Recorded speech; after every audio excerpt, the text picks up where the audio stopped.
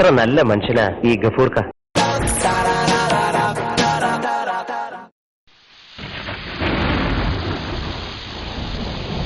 അല്ല ഇതെന്തൊരു മയാണിത്. പുറത്തേക്ക് ഇറങ്ങാൻ ഒരു വഴിയും കാണില്ല. ഉണ്ടായിരുന്ന വടയാണെങ്കിൽ എല്ലിയും കമ്പിയും പൊട്ടി മൂലക്ക് കിടക്കാണ്. നിങ്ങളിതെന്തോ കുത്തിരിപ്പാന്ന് മനുഷ്യ കുത്തിരിക്കുന്നത്? എന്തേ എഴുത്ത് എനിക്ക് പിടിച്ചില്ലേ? എന്നാണ് സ്റ്റൈലൊന്ന് മാറ്റിത്തരാ. ഇപ്പൊ എനിക്ക് പിടിച്ചോ? ഓ പൊടിച്ചെന്ന് മാത്രല്ല പൊടിച്ച് രണ്ടെണ്ണം പൊട്ടിച്ചു തരാനാ തോന്നുന്നത്. നോ സുറാവി, നോ നേരെ തൊട്ട് കളിക്കരുത്. ചീത്ത എത്ര വേണം പറഞ്ഞോ, ഞമ്മള് സഹിക്കും. പക്ഷെ അടി അത് ഞമ്മക്ക് താങ്ങാൻ പറ്റൂല. എന്നാ പിന്നെ നിങ്ങൾ എന്തെങ്കിലും ഒരു പണിക്ക് പോ മനുഷ്യ. മഴയല്ല മോളെ പെയ്യണത്. ഈ മഴത്ത് ആരാണ് മുത്തേ പുറത്തിറങ്ങുക? അല്ല മനുഷ്യ, നിങ്ങൾ ഇനി മഴ കഴിഞ്ഞിട്ടേ പുറത്തിറങ്ങുന്നുള്ളൂ? അങ്ങനെ നിർബന്ധമൊന്നുമില്ല. മഴ ഒന്ന് കുറയട്ടെ. ആയിക്കോട്ടെ, എന്നിട്ട് എന്തെങ്കിലും തിന്നാൻ കണക്കാക്കി വന്നാ മതിട്ടോ. ഇവിടെ അരിയില്ല, ഉപ്പുമില്ല, മുളകുമില്ല.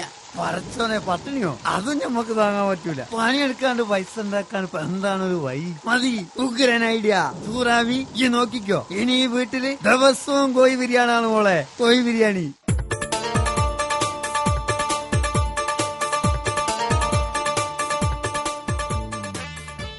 ഇതല്ലേ ഗഫൂർഖാന്റെ വീട്?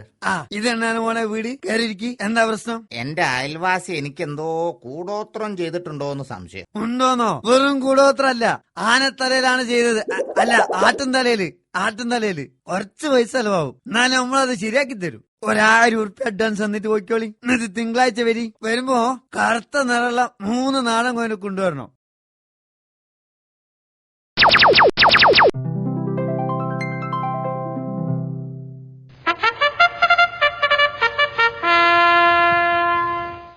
സൂറാവിയെ, എങ്ങനെയുണ്ട് ഗഫൂറിന്റെ ബുദ്ധി? നിങ്ങളെ ഞമ്മള് സമ്മതിച്ചു ഗഫൂർക്കാ.